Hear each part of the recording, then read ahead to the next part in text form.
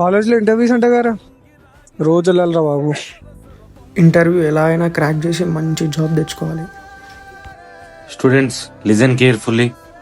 Sir ఏమో listen carefully అంటున్నా, అసలు ఈ నిద్రను ఎలా ఆపుకోవాలి ఇప్పుడు? So guys, after completing proforma, ఏ గెటప్. ఏందిరా ఎప్పుడు క్లాస్లో పడుకునే ఉంటావా? అసలు ఎందుకు పడుకుంటావు క్లాస్లో? Sir actually shut up, get out of my class.